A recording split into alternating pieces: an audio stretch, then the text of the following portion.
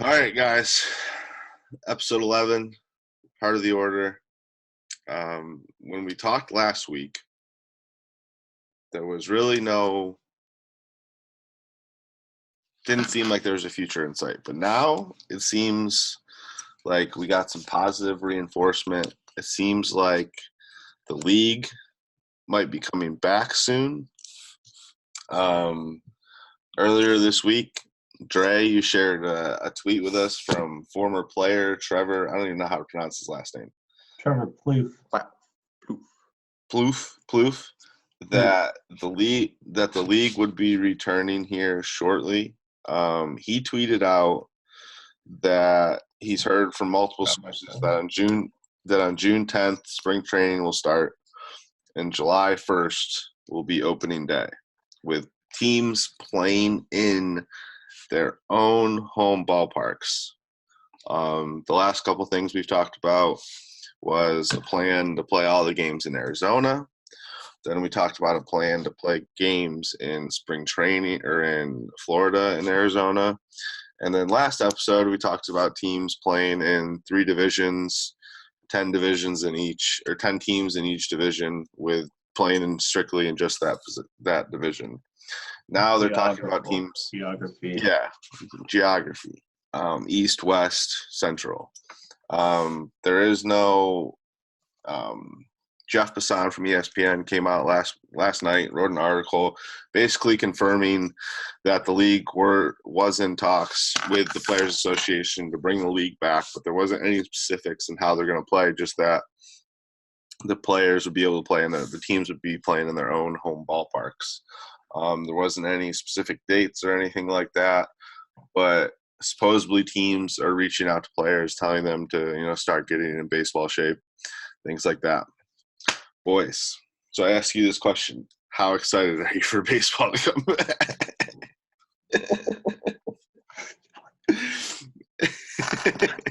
It's excited.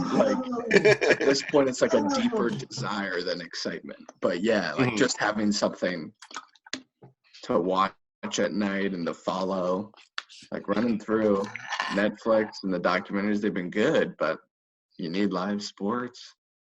So I'm excited for it. Yeah, I mean, we're starting to see a light here at the end of the tunnel. Baseball officials reaching out to players, telling them to get in baseball shape is nice. It looks like based off what I've seen, the plan is to start spring training sometime in June, where, you go through a vigorous, 3 weeks or whatever, maybe a whole month. But in July, early July, you're looking at baseball coming back and starting. I'm very curious to see how the plan is going to affect the season, because it's going to be shortened just based off the fact that, baseball's 162 games. We lost 2 months. About to lose the second month, I should say. But bottom line is, it's nice. It's a nice little thing to see. I know this is baseball show, but you talk about the light on the tunnel. I just saw a tweet last night by Shams. I can't say his last name, Shams Charania, where he said the Lakers are targeting us now to reopen a practice facility for May 16th. Yep. I say that mainly because of the fact that, again, light of the tunnel, but you see that NBA has a plan to, get their sport back up and running. Baseball's got to have something too. So it's nice to see some type of normalcy starting to return and some proactivity in these leagues. And I mean, it's not just the bigger leagues either. You have the league. I mean, like the NASCAR is coming back next week. They're supposedly having like 7 races in 11 days or something like that. I mean, with no fans in attendance, obviously, but like 7 races in 11 days. The UFC is having fights here in the next week or two. Saturday, I think. Yeah, I think so. Ferguson against Gaethje. So you're kind of seeing this normalcy kind of starting to come together. But it's going to be interesting to see if it kind of does actually come together. I mean, there's always optimism in things. And throughout this article from Bassan, it says that, some think that the date, the span of time, might be a little overly optimistic to have teams return because of everything going on. But I mean, baseball is baseball. We've missed out on 2 months of it so far. This is the time where we're sitting back on weekends, going to the ballpark, things like that. I mean, I can't even tell you how many weekends I'd be down at PNC Park, like working outside the stadium, just kind of being in that atmosphere. So, I mean, to see this news come out that the league might be returning sooner or later, or sooner rather than later, it's definitely going to be interesting to see kind of how the league ramps up and players actually jump on board, because the players association still has to approve this as well. Mm-hmm. So we're going to see I mean how realistic do you think this is, guys? I mean, to come back in the middle of June, I think the Plouffe said June 10th. Hassan said like June, to have like 3 or 4 weeks spring training to ramp it up for July. I think that, like, compared to previous proposals, especially where players would be sequestered away from their families for months on end, like that was very unrealistic. And I think with players playing in their own like hometown without fans, I think that makes it as realistic as possible. I think like the cynic in me worries of like, well, what would happen if in the fall things, like, God forbid, ramp up, or if like the numbers now increase, or if, like, for instance, if one city has to be like shut down, what is the impact of that down the line? But I mean, in terms of realisticness of it being done, I definitely see it. In terms of it being played all the way through, I hope it does, but I worry what the fall holds. Yeah, like one question in this article was, multiple players have reached out and asked, like, the union reps and things like that, like, what happens if just one player gets test positive for this? So I mean, and that's on a minuscule scale. So what happens if, like you said, like one whole city gets shut down because they're seeing a ramp up in numbers and things like that? I guess so. Those are the things that kind of have to come in consideration with all this. But the fact that baseball is, possibly coming back is, I mean, an exciting feeling, but you still have to kind of be very careful about it. And another thing was, I think they're planning on playing with this plan. They're planning on playing like 80 to 100 games. I guess was the set number somewhere in there. So I mean, it definitely could be interesting to see kind of where this goes, how this plans out. I mean, Dre, what do you think about all this, man? I think 80 to 100 games is I think it's realistic. I think it's good, but from what I've also seen, I think one of the biggest hurdles that you're looking at here is it looks like MLB is set to propose to the Players Association to ask players to take pay cuts to kind of offset losses for ticket sales. To me, that's going to be the biggest hurdle, because right now you don't really see a lot of players have big time contracts, and that's just the way baseball is nowadays. You see teams going a lot of internal, trying to control costs by allowing giving these players the team minimum and their raises through arbitration. But in a capless league, you're talking about endless possibilities for earnings based off your skill set and the market. It's a complicated system. It's going to be even a more complicated feat for these players to kind of take pay cuts, because that's what they're owed. But it's going to be hard for these franchises that have these big time contracts to pay these players. They're not getting any revenue through ticket sales, and that's one of the biggest earnings. Not to mention concessions and then merchandise. Everything just goes down with no fans, and to ask you, I think that's going to be a big ask, and I want to see how the players respond. To me, how bad do you want to play baseball? I mean, that's just it. I mean, I imagine a lot of the richer athletes will take a bigger pay cut than some of the ones earning league minimum. But again, we'll see what happens there. We'll see when that proposal kind of gets on the table. I mean, to a point. I mean, how motivated, I guess, should the players be to be playing right now? I guess you could say. I mean, like you said, it's like how much do you want to play baseball, but like how motivated should they be to come back to play this season with everything amidst everything going on? Like, is it a pride thing to where like showing signs of I can't talk this morning, signs of strength for the rest of the country, or is it a matter of, like maybe we shouldn't play it all this year and just kind of bag the season and come back when everyone can be fully healthy year round next year? I feel like the majority of players, given that they're not having too many like family or loved ones, they're just like struck very hard by this. I feel like the basis they really want to play, and I think they see in these last like 2 months how much fans need them to play, and like why we just sort of need live sports. And I think a lot of players, especially in baseball, being like the redheaded stepchild at times, can like relish that opportunity. And I think like definitely people just want to play.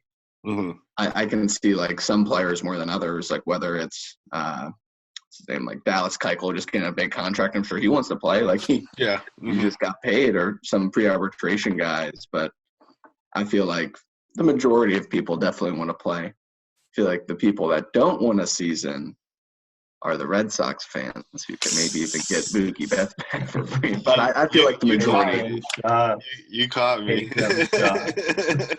The majority, I feel like, want to play. And they realize, I think, what, like, all eyes would be on baseball. And that's something that people haven't said since 1998, which, speaking of, we talked about it last week, but there's the documentary coming out about that summer.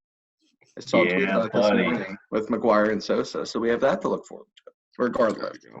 Yeah, I'm very excited for that doc, Brooksy. I saw that yesterday. I forgot to bring it up in pre-production, but I'm probably going to write about it just because of the fact that summer is why I became a diehard baseball fan. So, the success of the Jordan doc, The Last Dance, and the viewership that's getting. Who knows when sports will be back? I saw it's really set to be released June 14th. So it'll be fun. So what is this doc? I haven't seen anything about it. What's it about? So the doc it's about Sammy Sosa and Mark McGuire and their chase for Roger Maris and their home run back and forth throughout that entire summer of 1998. Okay.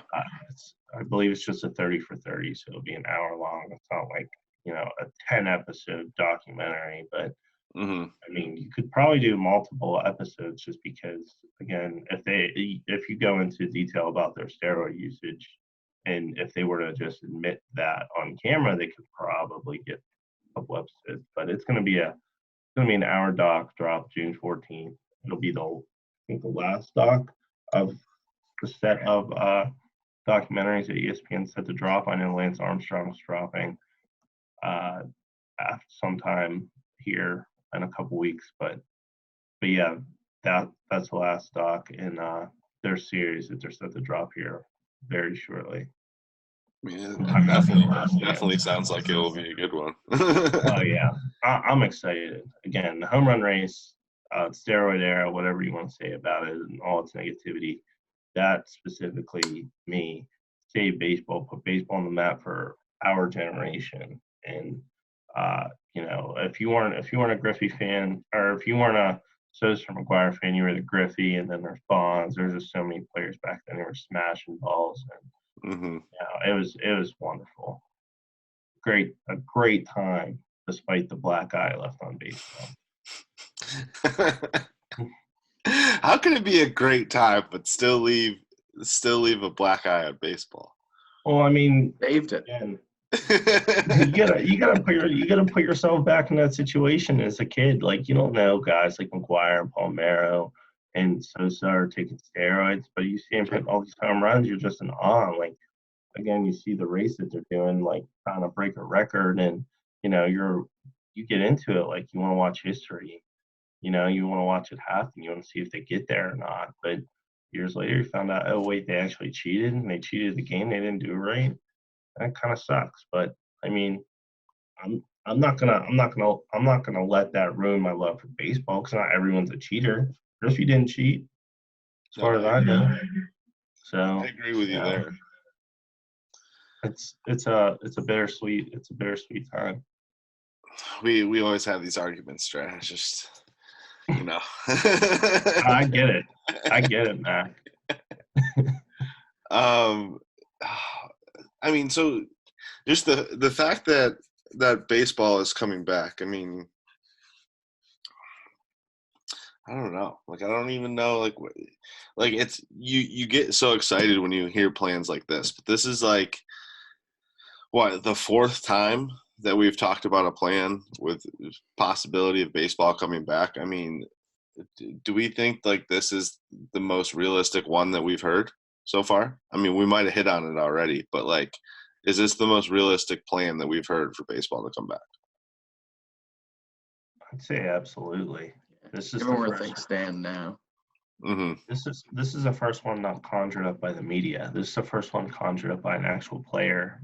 So he has connections. He has inside information.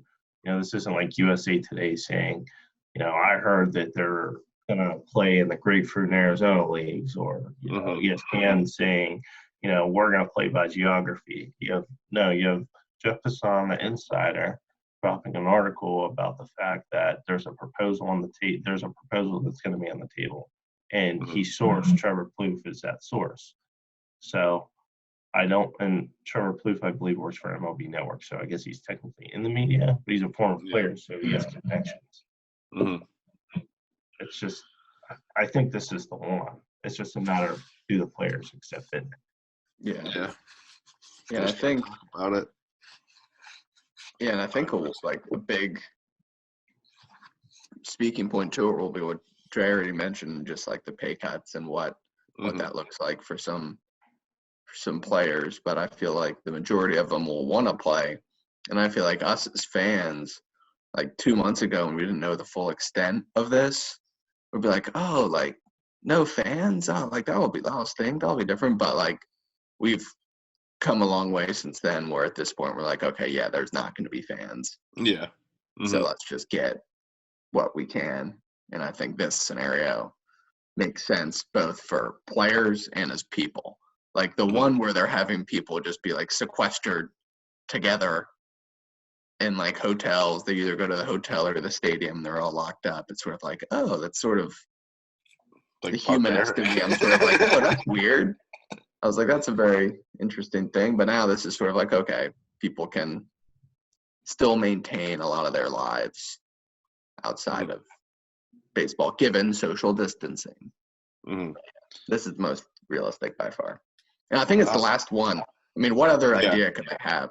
Like, I don't think, like, I think if it's not this, like, it's the season's not coming back, depending on, like, the numbers of coronavirus, things like that, like the pandemic. But, like, I think they've kind of exasperated all of the options. They came up with different divisions. They came up with different locations. I think the most realistic thing would be to have, players be close to their families, because then they would actually kind of want to play, if you know what I mean, after not being sequestered and stuff like that. And then you have, a new setup of divisions and stuff like that, possibly. Like, I think this is the most realistic one, but like, I just don't see them coming up with anything else. Like, if it goes into, like, realistically, if the suspension goes into like July, like, I don't think there's any way they come back at all, because you can't play bait unless then it goes back to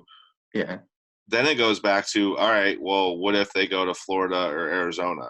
Like, because you can definitely play baseball in Arizona in like December, but like, if you're talking about teams playing in their home ballparks from like August to like December, that you can't do that in Pittsburgh. You can't do that in Boston. You can't do that in New York. Yeah. Like, that's not realistic. I would what I would do if it gets out late at that point, if things get better, I wouldn't try to have like a season. I would try to have like a giant tournament, Yeah. because there's still enough time to do that. And I would do 30 teams, and I call it the MLB Summer Classic or something like that. Like I know that's the code name for the All-Star game, but like I would do something like that just to have some sort of resemblance to the season. The winning team gets like, I don't know, $1 million. I don't know. Just spitballing. Beat those Yankees and Dodger pockets, baby. Keep lining them up. That's what I was going to say. I like that idea a lot, Dre. And I feel like if it comes to that point, that would be good and a good way just to like get fans traditionally who wouldn't be engaged with baseball engaged. But like there's that plan, and then there's the current one. And the only other joke plan they could do is just be like, all right, Dodgers, Yankees, you guys are going to play a 21 series. Yeah. Like, there's just nothing else. There's two teams, just like you guys. Could be what it could become, but. It's like all over. You have a series of obstacles. And in order to win the game, you have to complete these obstacles after and during your 9-inning game. I like it. No, I was going to say one more point. I think the biggest thing about this, and we talk about, the potential being pushed back. And again, I kind of referenced the NBA in this aspect. There's no real pressure from, the player, and I won't say the players, but like specifically, there's no pressure to like, just like to keep a legacy intact. Like, I think that's the biggest thing. And I say this because the NBA, LeBron James is your biggest driving point there. It's a players' league, and we all know that. I mean, his legacy is at stake here. Like, he was in the quest for a fourth championship, first for the Lakers. They were near the top of the division there in the West, and that's just kind of gone. And you can't just kind of cancel a season. And it's the same in hockey right now with guys like Sidney Crosby and Ovechkin. Like, there's no real legacy at stake here. There's just so I don't see any type of pressure regarding that aspect to bring this sport back. But again, we'll see what happens here when that proposal comes to the table. We'll see how bad the players want to play. Okay. So just to stretch this topic out a little more. So say they come back and they play this like the tournament or a shortened season that you're talking about. Are there certain teams that benefit from something like that, or do you think it's still the top teams that we've talked about over the last 11 episodes that come out on top? I mean, I would say a team like the Indians really benefits, just because they're kind of a fringe wild card team based off our predictions.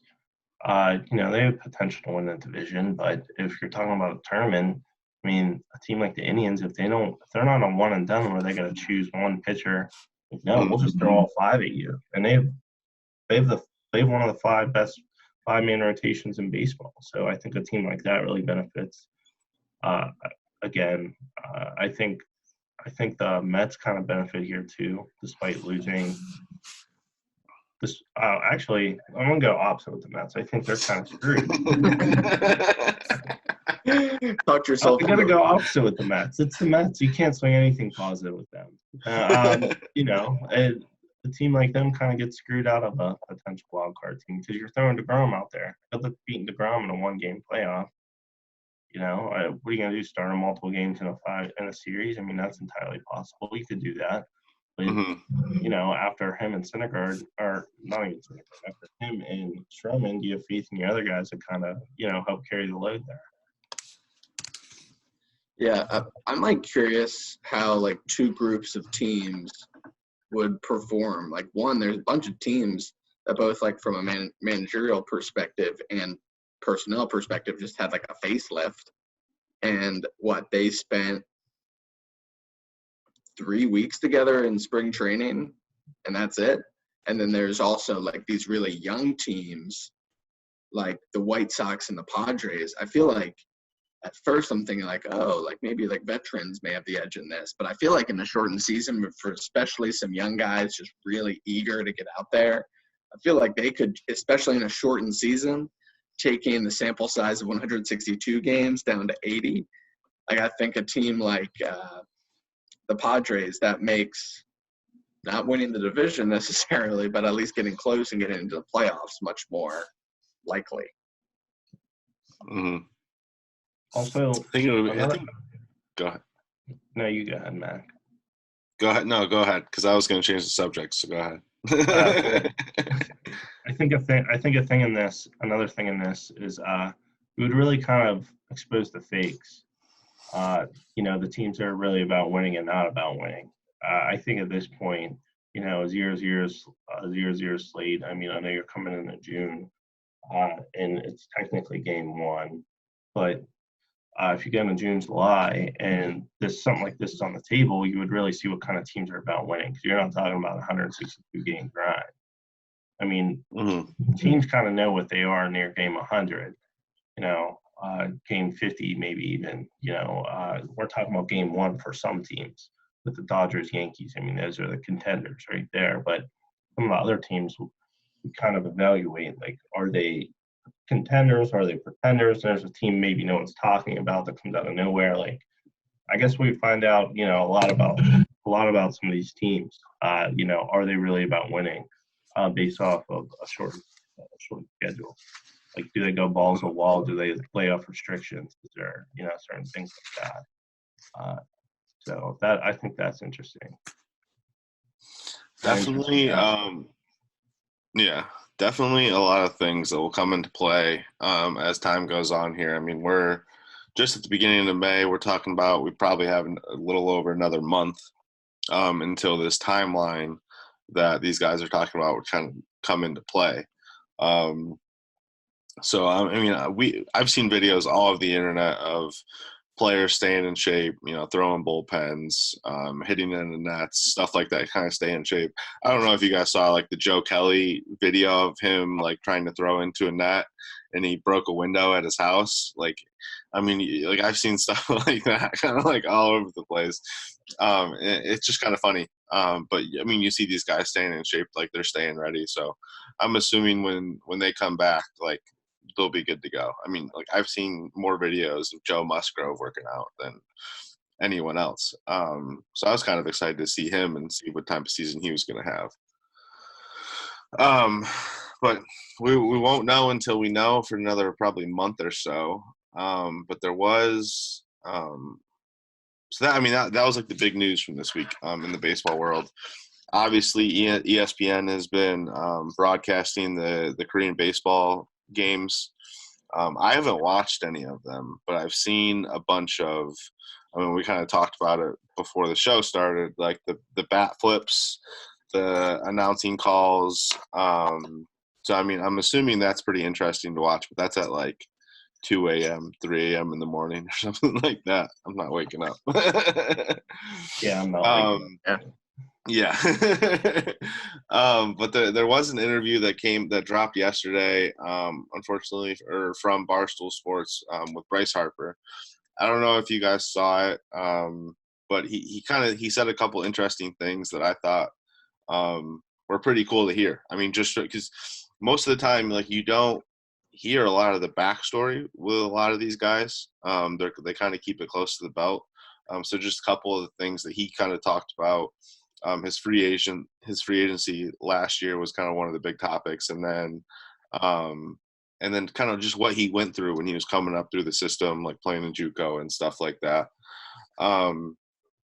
Like one of the things he came out and said was like he didn't like at one point when he was in college, he wanted to go back to high school because he was afraid that he wasn't going to be able to perform. I mean, with a guy like that who's considered, the chosen one, he's pretty much like the LeBron James of baseball at that time. I mean, I can't even imagine like how much pressure he was under going through all that stuff when he was in college and, wanting to go back to high school. Like, damn. I'd never want to go back to high school. Right? But like to be one of the best players in the game or one of the top prospects, and then just kind of feeling that pressure. But another thing he said, as far as a free agent, as far as the free agency perspective was, he wanted to go back to Washington, was what he said in this interview. He was dead set on going back, and then he came out and the Nationals gave him that first offer, and supposedly like there was too much deferred money. He said that if they would have deferred it in maybe like the first 2 or 3 years, it would have been fine, but there was so much deferred money that he didn't want to that was when he was like, all right, I gotta go start looking somewhere else. That's what they would call a team-friendly deal. Yeah. Help us out now, we'll help you out later. And, I kind of commend him for that because, you got to get yours. And the deferred money would have been nice long term, but like you're trying to live in luxury now and later. Like you get all that up front, you can kind of budget that out, because you're talking about what, you got $300 million.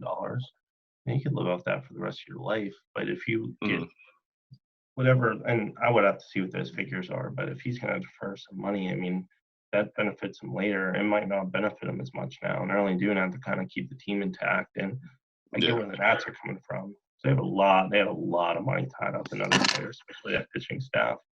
But yeah, you got to commend them for trying everything they could to, try and keep their star. But also tip your cap to Bryce Harper, who is by far and away the most hyped baseball player of all time in terms of his prospect status. I can only think of 2 other athletes in our generation that received that much hype as he did in high school. That was LeBron James and Sidney Crosby. And Bryce hasn't lived up to what they did in terms of their billings for their respective sports. Because Bryce got surpassed by Mike Trout, and did he ever get surpassed? But the point is that Bryce is still doing very well.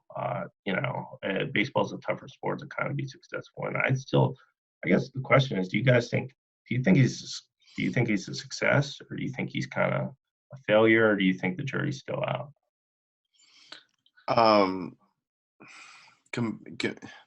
Compared to his prospect status, like if you just went based off that, he was considered the next superstar of baseball, and he is a superstar of baseball, and because he has that profile around his status. But like stats wise, I would say he's been like, I don't want to say he's been like a failure, but he's been like up and down. Like I think he could still save it, like if he does well in Philly. I think the jury's still out, to be honest with you.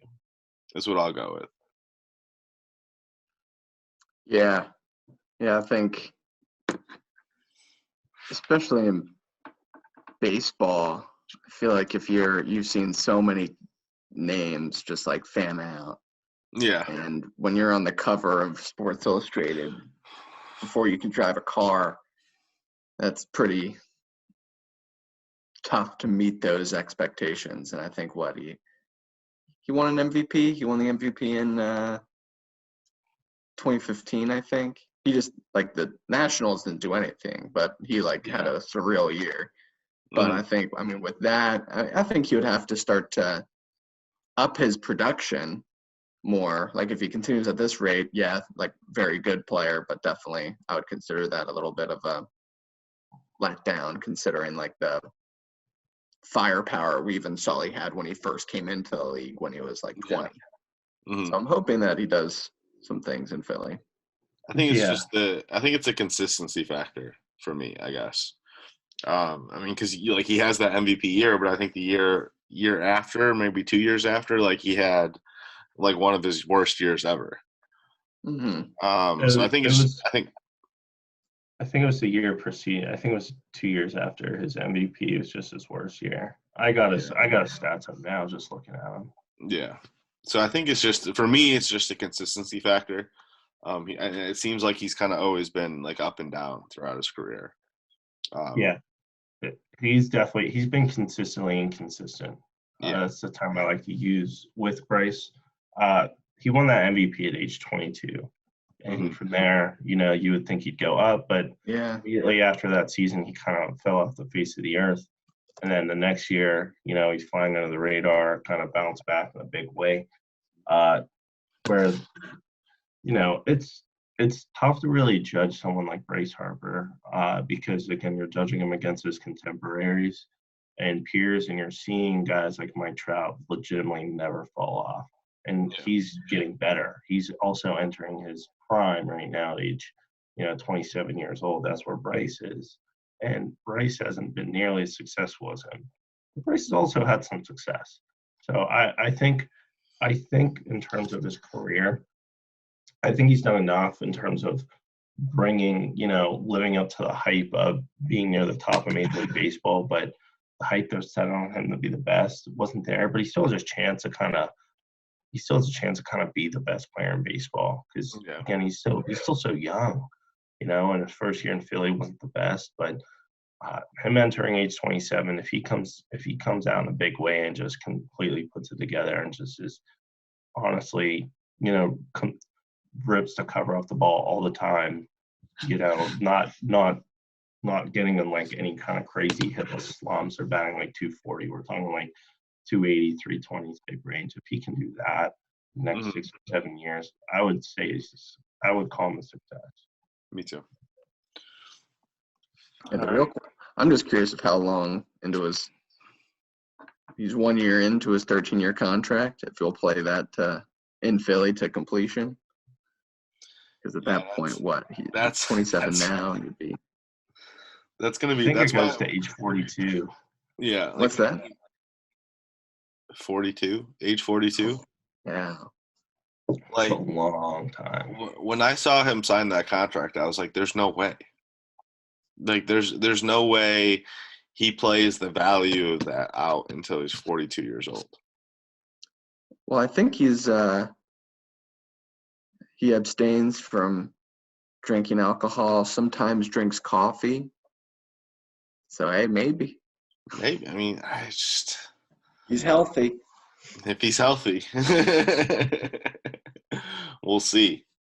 By that time, though, I fully expect the DH to be in baseball. He won't be in the field too much longer after that. So once the DH comes into the NL, I mean that saves legs. It saves. I mean, he's a hitter. He doesn't play in the field anymore. So that could do a lot for his career. I mean, he could possibly be one of the best DH designated hitters in the game at one point. He also, I know it's difficult, but him being so young right now, it's easy for him. I would think if he transitioned to first base, it wouldn't be the hardest thing for him. Yeah. Coming out of high school, I mean, he was a catcher. Mm-hmm. So, and when he got drafted, there wasn't really a position for him. They decided to put him in the outfield and make him a full-time outfielder when the Nats drafted him because he did that. I think he even pitched. Yeah, he did. Back in the day. So playing all those positions, I mean, I would think if he really worked at it, and he's someone I think that has a really strong work ethic, he could definitely transition to first base. 100% easy. So I mean, that could be another move for him in the future. I mean, and we've seen that before. I mean, we've seen guys make that transition to first base. I mean, for me, Joe Mauer is the one that kind of comes to my mind. Late in his career, came out from behind. Buster Posey is another one, kind of come out from behind the plate. And you see outfielders kind of do it all the time, transitioning to first base as well. So I mean, could be something. You never know. But all right, guys, that is all we have time for today. Thanks for joining us for another episode of Heart of the Order, brought to you by thoughtsfromthebench.com. We'll be back next week with hopefully some good news. I don't know. Today was good news. Yeah. More good news. More good news. I don't think it's a stretch by any means to say that this was the best news that we've received since this whole pandemic started. 100%. I think so, yeah. We're all in agreement this is the most realistic news. Yeah. For a plan. So I'm hyped. All right, guys. Deuces.